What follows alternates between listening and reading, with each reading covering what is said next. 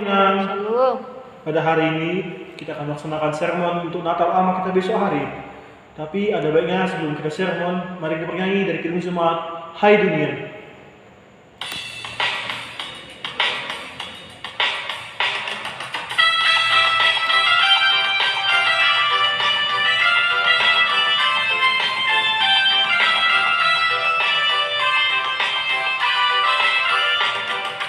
Hai dunia, gembiralah dan sambut rajamu. Di hatimu terimalah bersama bersyukur, bersama-sama bersyukur. Mari kita satu doa. Kembali kami ucap syukur kepada Allah Bapa karena pada hari ini kami masih dapat berkumpul di tempat ini untuk melaksanakan sermon kami, sermon untuk Natal ama besok hari Bapa. Ya Bapa, soal ini kami akan membahas tentang tema-tema yang akan kami sampaikan pada besok hari. Kiranya sermon pada hari ini dapat kami jadikan penampilan yang bagus pada besok hari. Hanya ini dalam nama sempurna Bapa, sempurnakanlah. Amin. Shalom mengilang. Khotbah Natal kita pada besok Natal Ama yang tertulis dalam Yohanes 3 ayat 16 sampai 21. Sekali lagi saya katakan Yohanes 3 ayat 16 sampai 21. Mari kita baca bersama-sama. Karena begitu besar kasih Allah akan dunia ini, sehingga Ia telah mengaruniakan Anaknya yang tunggal, supaya setiap orang yang percaya kepadanya tidak binasa, melainkan beroleh hidup yang kekal. Sebab Allah mengutus Anak yang kekal ke dalam dunia bukan untuk menghakimi dunia, melainkan untuk menyelamatkannya oleh Dia. Barang siapa percaya kepadanya, ia tidak akan dihukum. Barang siapa tidak percaya, ia telah berada di bawah hukuman, sebab ia tidak percaya dalam nama Anak tunggal Allah. Dan inilah hukuman itu, terang telah datang ke dalam dunia, tetapi manusia lebih menyukai kegelapan daripada terang, sebab perbuatan mereka jahat. Sebab barang siapa yang berbuat jahat membenci terang dan tidak datang kepadanya, dan tidak datang kepada terang itu, supaya perbuatan-perbuatannya yang jahat itu tidak nampak. Tetapi barang siapa melakukan yang benar, ia datang kepada terang, supaya menjadi nyata bahwa perbuatan-perbuatannya dilakukan dalam Allah. Demikian firman Allah. Pada hari ini kita akan membahas bagaimana teks ini agar bisa dapat kita sampaikan pada besok hari. Kita akan mulai dari satu ayat dari Yohanes 3 ayat 16. Di sini dikatakan bahwa begitu besar kasih Allah. Ini adalah sebagaimana kata kerja yang Tuhan memberi. Yang di sini berbicara mengenai suatu tindakan yang diselesaikan di waktu yang lalu. Di sini Allah mengutus Yesus dalam Yohanes 3 ayat 16 sampai 17. Terutama berurusan dengan kasih Bapa. Kata kasih dalam ayat ini adalah kata agapau. Kata ini tidak banyak digunakan dalam bahasa Yunani klasik. Di sini gereja mula-mula mengambilnya dan menerapkannya dan mengisinya dengan artian yang khusus.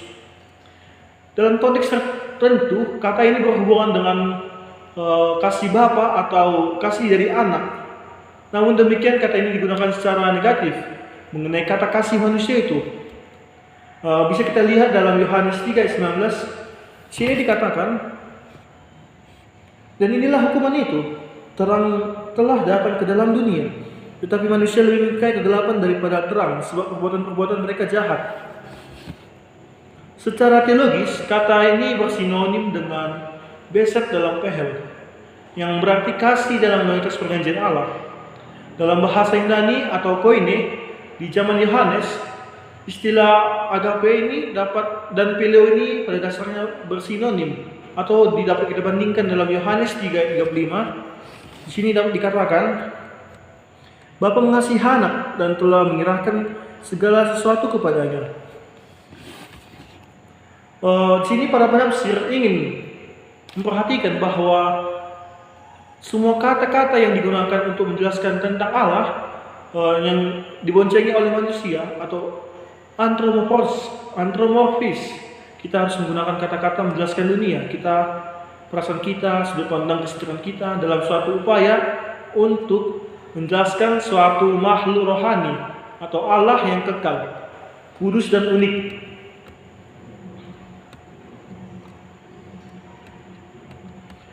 Di sini begitu juga, ada kata begitu secara harfiah, ini berarti dengan sedemikian, kata ini mengatakan suatu metode, bukan emosi. Allah mendemonstrasikan kasihnya dengan mengaruniakannya.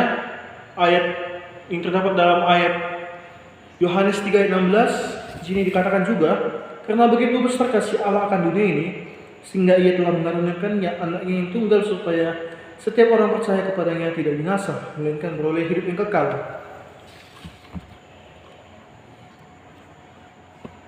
Dan mengutus dalam Yohanes 3 ayat 17.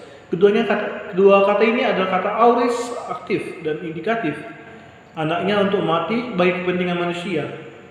Di sini kata dunia, kata yang kedua, kata dunia, Yohanes menggunakan kata Yunani kosmos. Ini adalah beberapa pengertian. Ayat ini juga menyangkal dualisme gnostik antara roh Allah dan materi. Orang Yunani cenderung untuk mencapai materi sebagai yang jahat. Bagi mereka adalah rumah, penjara, dan kilauan ilahi dalam semua manusia. Yohanes tidak memperhitungkan kejahatan dari materi atau daging. Allah mengasihi dunia dan umat manusia. Ini mungkin merupakan kemenduaan yang disengaja dalam yang sangat lazim dalam kitab Yohanes ini. Di sini anak yang tunggal, ada juga kata anak yang tunggal. Ini berarti unik atau satu-satunya. Kata ini tidak boleh dimengerti sebagai satu-satunya dalam suatu pengertian seksual atau pengertian bahwa tidak ada anak yang lain. Hanyalah tidak ada yang lain seperti Yesus. Kita lanjut ke Yohanes 3 ayat 17. Di sini menghakimi dunia. Dalam Yohanes 3 ayat 17 ini terdapat kata menghakimi dunia. Di sini ada beberapa bagian dalam Yohanes yang menegaskan Yesus datang sebagai juru selamat, bukan hakim, bukan sebagai pengadil. Namun demikian ada bagian dalam Yohanes menegaskan bahwa Yesus datang untuk akan menghakimi. Dan dalam bagian lain dari kitab PB Kisah Para Rasul 10 ayat 24 misalnya, di sini dapat kita lihat bahwa kata Yesus di sini berperan sebagai menghakimi, bukan sebagai hakim. Selanjutnya kita dapat melihat beberapa komentar teologis berturut-turut. Adalah yang pertama itu Allah memberikan penghakiman kepada Yesus sebagaimana pencipta dan penebusan sebagai tanda kehormatan. Yang kedua itu Yesus tidak datang pertama kali untuk menghakimi, namun untuk menyelamatkan dalam Yohanes 3:17 tadi. Yang seperti ini yang dikatakan, sebab Allah mengutus anaknya ke dalam dunia bukan untuk menghakiminya, melainkan untuk menyelamatkan oleh dia. Dan selanjutnya yang ketiga itu Yesus akan datang kembali sebagai raja atas segala raja dan hakim. Pernyataan-pernyataan yang seperti ini saling bertentangan. Ini mirip dengan pernyataan tentang apakah Yohanes Pembaptis adalah Elia atau bukan. Itu sering diperdebatkan dalam kitab-kitab Injil ataupun kitab-kitab yang lain. Di sini juga kita langsung lanjut ke Yohanes 3 ayat 18. Ayat ini mengulangi tema suatu keselamatan yang cuma-cuma melalui Kristus Yesus. Di sini suatu penghakiman atau ulah sendiri itu Allah tidak mengirimkannya ke orang ke neraka. Mereka mengirim diri mereka sendiri. Manusia yang mengirim diri mereka sendiri ke neraka. Bukan Allah yang menginginkan manusia itu masuk ke neraka. Di sini percaya memiliki hasil berkelanjutan. Jadi jika kita percaya, kita memiliki hal yang berkelanjutan, dan demikian pula ketika kepercayaan kita adalah dihakimi. Dan kita lanjut lagi ke Yohanes 3 ayat 9-21. Di sini manusia lebih menyukai kegelapan daripada terang. Orang yang telah mendengar Injil menolaknya bukan untuk alasan intelektual atau budaya, namun terutama untuk moral. Di sini dapat kita lihat pada kitab Ayub 24 ayat 13. Terang menunjuk pada Kristus dan berita kasih Allah, kebutuhan manusia pengadaan oleh Kristus, dan syarat tanggapan, yaitu di bawahnya ini adalah suatu motif yang berulang. Kita lanjut lagi ke Yohanes, masih sama ke Yohanes 3 ayat 19. Di sini istilah human atau penghukuman seperti keselamatan adalah suatu kenyataan saat ini. Kita tahu pada saat ini kita sering mengalami keselamatan yang dilakukan oleh Tuhan. Misalnya kita terlepas dari segala penyakit, segala permarahan, segala tipu daya, Tuhan yang menolong kita. Dan suatu pengampunan dari masa depan, itulah yang Tuhan inginkan kepada diri kita. Orang-orang percaya hidup di dalam yang sudah dinyatakan, dan yang belum hidup di dalam kehampaan, hidup di dalam awan-awan. Kehidupan kekristenan ini adalah suatu sukacita dan suatu perjuangan yang berat, merupakan suatu kemenangan setelah serentetan kekalahan, jaminan namun juga kumpulan peringatan tentang ketekunan. Di sini Yohanes 3 ayat 1, kita lanjut lagi. Melakukan yang benar karena terang itu dapat kita lihat dalam Yohanes 3 ayat 19 dan ayat 20 dan 21 juga. Di sini adalah suatu rujukan nyata kepada Yesus. Ada kemungkinan bahwa kebenaran harus juga ditulis dalam huruf besar. Kita lanjut saja mungkin ke ilustrasi yang akan kita bawakan besok. Apakah ini nanti ada sarangan dari Amang dan Inang? Apakah ada pertanyaan juga? Nanti akan saya persilakan. Tetapi kita lanjut dulu untuk membahas ilustrasinya. Di sini seorang anak kecil memberikan hadiah Natal untuk ayahnya. Hadiah itu berupa sebuah kotak besar yang dibungkus dengan kertas kado. Mungkin kertas kado yang manis ataupun kertas kado yang cantik. Di sini ayahnya pena yang diberikan anaknya dalam kotak hadiah besar itu.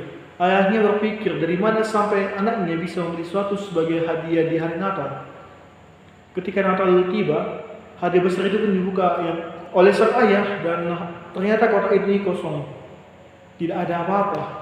Sang ayah berpikir mungkin anaknya bercanda. Jadi tanpa membincang anaknya, si ayah berterima kasih dengan bangganya.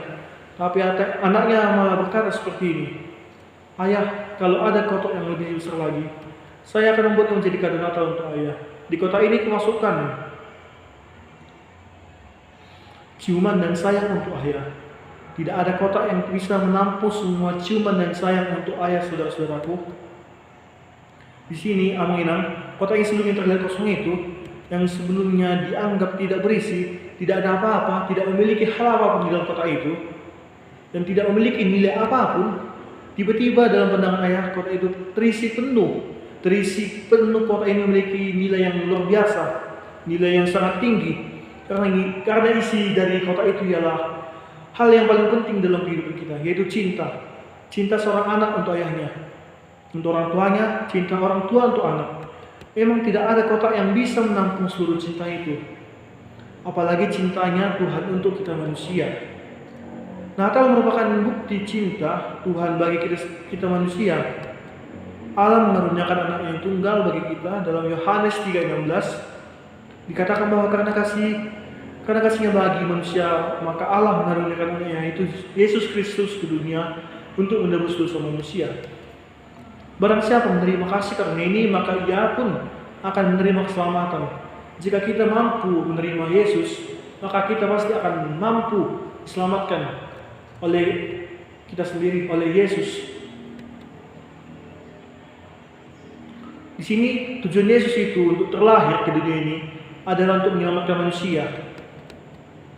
Tapi alasan utama mengapa rela menjadi manusia dan rela berkorban adalah Yesus adalah kasih yang memberi dan kasih yang berkorban.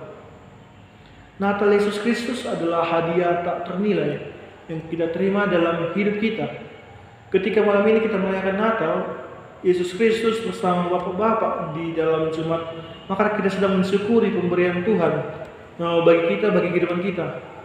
Sementara kita merayakan Natal maka pertanyaan kita yang mestinya kita renungkan dalam kehidupan kita adalah, kalau kita sudah menerima kasih Tuhan, bagaimana kita menjalani kehidupan? Apakah dengan kasih ataukah dengan hal yang lain? Ada perbedaan antara kasih dan hal yang lain itu. Kalau Allah kasih selalu memberi, sedangkan hal-hal yang lain itu hanya untuk mau mengambil, mau mencari sesuatu, pasti tidak memikirkan kepentingan sendiri, tetapi kepentingan bersama. Sedangkan hal-hal yang lain, hal-hal dunia itu selalu mengambil dan mendapatkan keuntungan untuk dirinya sendiri. Jadi perbedaan kasih dalam Yesus dan kasih dalam dunia itu beda. Di sini hidup kita adalah sebuah pemberian. Kita sangat menyadari bahwa hidup kita ini adalah pemberian dari anugerah dari Yesus. Tuhan sudah memberi kita kehidupan, maka kita harus beribadah untuk hidup. Juga untuk hidup, untuk beribadah untuk Tuhan juga. Di sini kita harus memberikan waktu kita untuk Tuhan. Ini pentingnya bagi kaum ama, kaum bapak, ataupun yang baru berkeluarga. Seberapa banyak waktu yang kita beri kepada Tuhan. Sampai pada akhir tahun ini, beberapa banyak waktu yang kita berikan untuk Tuhan, untuk bersekutu dengan Tuhan. Berapa banyak waktu yang kita beri untuk membawa keluarga kita kepada Tuhan. Biasanya bapak-bapak memberi waktu untuk beribadah, tapi selalu mengambil waktunya untuk Tuhan, untuk bekerja, untuk mencari nafkah, untuk bermain-main judi, ataupun hal-hal yang menyimpang dari Tuhan. Marilah kita merayakan Natal ini dengan mensyukuri pemberian Tuhan lewat Yesus Kristus. Natal menjalani kehidupan ini sebagaimana sebuah penderitaan, sebuah pemberian Tuhan, dan memberi kepada kita hidup, memberi waktu bagi Tuhan. Kita harus mampu memberikan waktu bagi Tuhan, bagi keluarga kita sebagai perwujudan dari kasih Tuhan itu. Dan kita harus memberi kasih juga kepada sesama kita. Jangan mengisi hidup pemberian Tuhan itu mengambil keuntungan bagi kita sendiri, atau untuk memenuhi keinginan, ambisi dan rencana-rencana kita, lalu melupakan Tuhan. Di sini kita dituntut agar kita mampu memberi hal yang lebih kepada Tuhan. Istri kita, anak-anak kita, ataupun keluarga-keluarga kita yang sering kita hempaskan, yang sering kita beri sedikit waktu.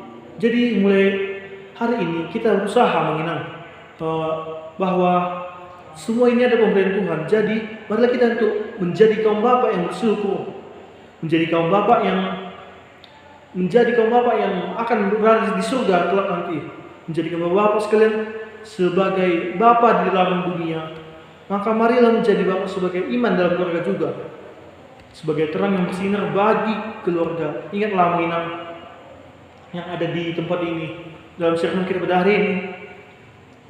Kehebatan seorang laki-laki bukan pertama-tama diukur dari prestasi kerjanya ataupun jabatannya, tapi itu dibuktikan dari tanggung jawabnya kepada keluarganya, tanggung jawabnya kepada imannya. Tetapi sebelum kita bertanggung jawab kepada Yesus, kepada Tuhan, kita mulai dulu dari tanggung jawab kepada hal yang lebih kecil lagi, dari keluarga kita, sebagai suami, sebagai ayah, dan sebagai imam. Banyak hal ini juga pemberian Tuhan untuk kita.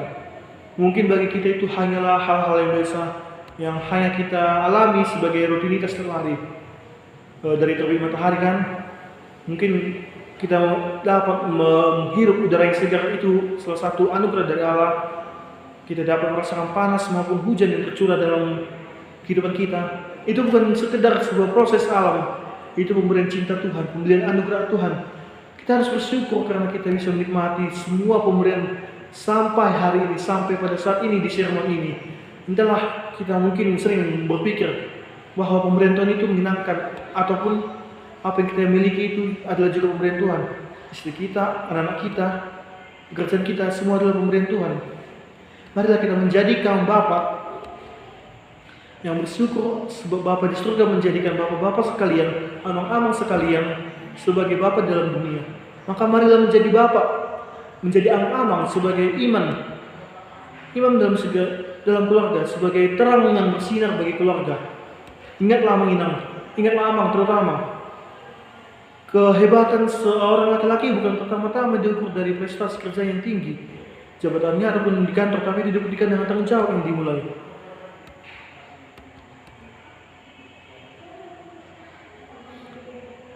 Mungkin bagi kita hanyalah itu hal-hal biasa yang kita alami sebagai rutinitas setiap hari. Jadi kita harus bersyukur karena kita dapat menikmati semuanya pemberian sampai saat ini. Entahkah pemberian itu Tuhan itu menyenangkan atau tidak. Sedemikian Amang Inang penjelasan sermon pada hari ini. Jika Amang Inang yang ada ingin menyanggah ataupun bertanya kepada saya, kami persilakan Amang Inang. Tetapi jika tidak ada lagi Amang Inang yang ingin bertanya ataupun memberikan sanggahan mengenai nats yang akan kita khotbahkan, nats yang akan kita tujukan besok pada Natal Ama, maka demikian firman Tuhan pada hari ini, demikian sermon kita pada hari ini. Mari kita bersatu dalam doa. Terima kasih Tuhan Yesus atas berkat penghidupkan pada hari ini. Kami telah selesai melakukan sermon kami pada hari ini. Ya Allah Bapa, saat lagi kami akan kembali ke rumah masing-masing. Kiranya Bapa, apa yang kami dengarkan, apa yang kami jelaskan pada hari, apa yang kami bincang-bincangkan pada hari ini dapat menjadi sumber, dapat menjadi kepintaran bagi amang-amang yang di sini, agar dapat amang-amang ini menjadi kepala keluarga yang baik, kepala imam yang baik. Demikianlah Tuhan, kami juga memohon pengampunan daripada-Mu Tuhan. Kiranya Engkau yang mengatur kehidupan kami. Terima kasih Yesus. Amin.